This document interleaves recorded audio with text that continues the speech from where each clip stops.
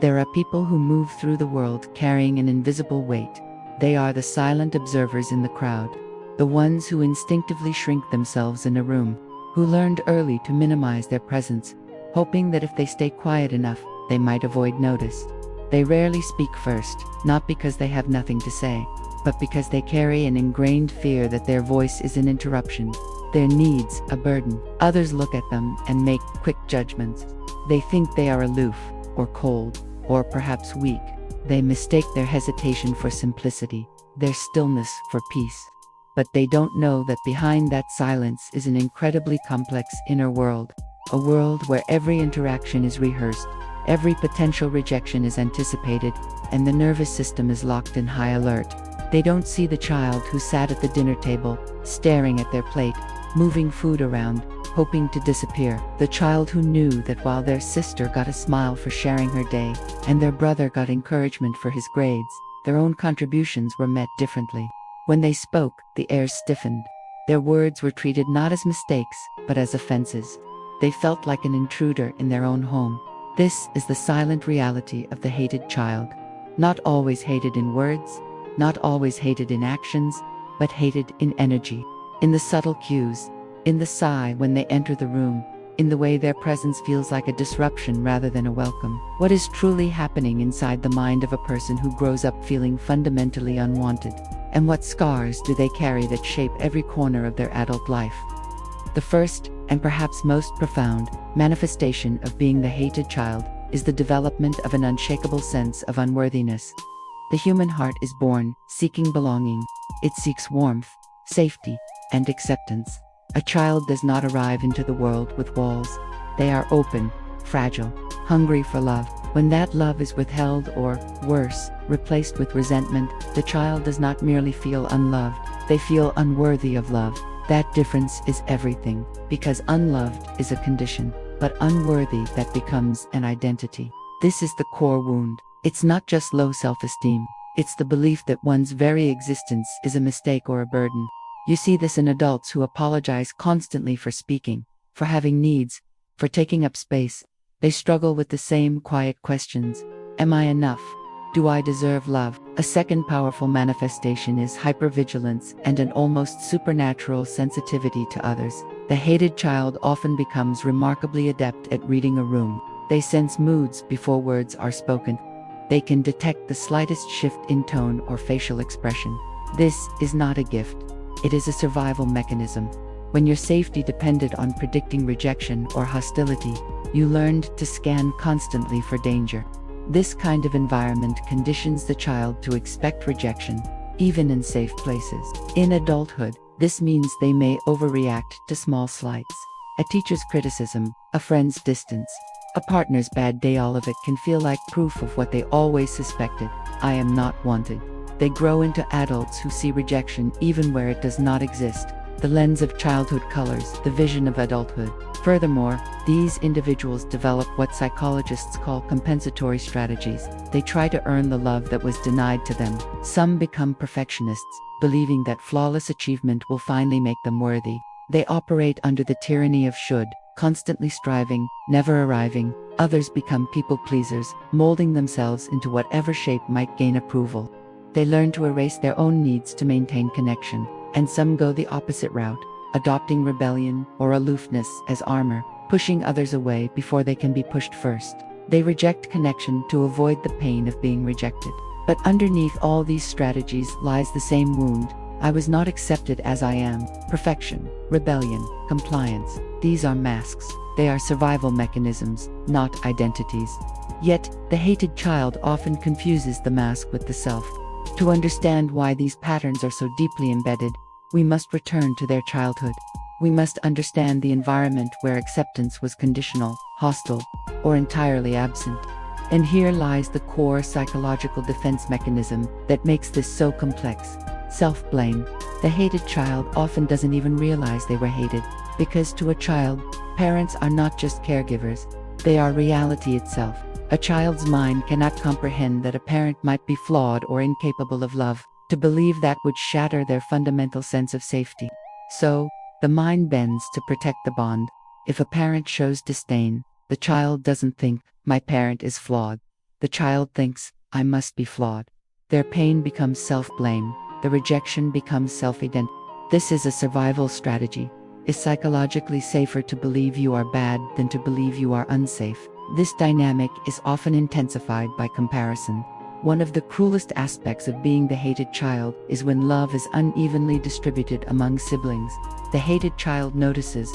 They notice who gets praised, who gets celebrated, who gets held with softness.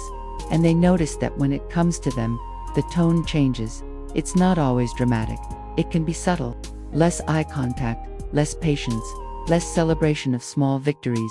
But to the child's nervous system, it is unmistakable. Psychologists have long studied the impact of this rejection. John Bowlby, the father of attachment theory, wrote that a child's first bonds form the blueprint for all future relationships. When those bonds are warm, the child grows with confidence. When they are cold or hostile, the child internalizes that rejection. The hated child becomes the adult who still flinches even when no one is raising a hand. Let's look at this from another angle. Biology. Why does rejection cut so deep? Because love is not optional for a child. Love is oxygen. Acceptance is food. Belonging is shelter. When a child feels rejected, their nervous system interprets it as a threat to survival. Stress hormones like cortisol flood the body. Over time, this repeated stress response literally reshapes brain pathways. Research from neuroscience shows that chronic childhood rejection is linked to heightened activity in the amygdala, the brain sphere center, and reduced activity in the prefrontal cortex, which regulates emotional responses. What does this mean? It means their nervous system has been trained that way. It means peace feels foreign, and chaos feels familiar. These behaviors, the perfectionism, the self-blame, the hyper-vigilance are survival strategies designed to minimize pain in a hostile environment. They are the armor the child put on because they were not protected. But the strategy that once saved you as a child is now imprisoning you as an adult. The armor is heavy, and it prevents genuine connection. Fast forward, the hated child is now 30 or 40 or 50. They may not think of themselves as a hated child anymore, but the echoes remain, and the cost is high. The first cost is profound exhaustion. Maintaining a false self, whether it's the perfectionist, the pleaser, or the rebel, requires an enormous amount of energy. Constantly scanning for threats and suppressing one's true needs leads to burnout, not just from work but from existing. Another significant cost is the repetition of the cycle. Why does this happen? Because silence creates repetition. Children who grow up rejected often learn not to talk about it. They fear that speaking about the pain will only prove their defectiveness. But unspoken pain does not disappear. It hides, it festers, it shapes choices. The brain gravitates toward what it knows, even when what it knows is harmful. This is why a hated child may unconsciously choose partners who recreate the same emotional dynamic: critical, withholding, dismissive. It feels familiar, and familiarity often feels safer than the unknown territory of unconditional acceptance. This is how the cycle repeats across generations. These echoes show up in relationships as fear of abandonment, difficulty trusting, and an almost magnetic pull toward unavailable people. They show up in careers as overworking, fearing failure, and doubting their worth even after achievements. The deepest cost, however, is the erosion of the self. Philosophers like Søren Kierkegaard wrote about despair as the sickness of the soul, the condition of being unable to become oneself. For the hated child, despair begins not with grand tragedies, but with small daily dismissals, a sigh, a look, a silence. And from these moments, an identity is formed, built on a foundation of shame. Here's the tragedy most people miss. The hated child is not always visibly mistreated. Sometimes they grow up in families that look normal from the outside. There are birthdays, vacations, even laughter. But inside, they feel unseen, excluded, or perpetually wrong. This invisibility can hurt even more than open hostility, because there's no clear proof. There's nothing they can point to and say, "See, this is why I feel this way." So, they question themselves. They doubt their own memory. They think, maybe I'm overreacting. Maybe I'm just sensitive. This internalized doubt follows them into adulthood. Deep down, they carry an ache that whispers, something is wrong with me. We've traced the roots of the hated child. The early rejection, the quiet comparisons, the invisible wounds that stretch into adulthood. But the story doesn't end there. Because human beings are not just the products of their past, we are also the authors of our future. And the hated child, though shaped by rejection, can still rewrite their life. The first truth is this: yes, the cycle can be broken, but it does not break by accident. It breaks by awareness. Healing begins when the adult recognizes the child they once were. Not to blame parents endlessly, not to wallow in old wounds, but to see clearly what happened. Because what is not seen is repeated. What is denied remains alive in the shadows. Naming the experience is a powerful step. When you can say, "I grew up as the unwanted one," something shifts. The fog begins to clear. What was once felt as vague shame, "something is wrong with me," is revealed as a wound with a cause. And wounds with causes can be treated. It allows the hated child, now adult, to understand, this was not my fault. It was something that happened to me. Psychologists call the next process reparenting. It means offering to yourself, as an adult, the care and compassion that you never received as a child. It sounds simple, but it is profound. Reparenting is saying to yourself, you are worthy, you are lovable, you belong. Words you may never have heard, but words that your nervous system desperately needs to absorb. But healing requires compassion, especially self-compassion.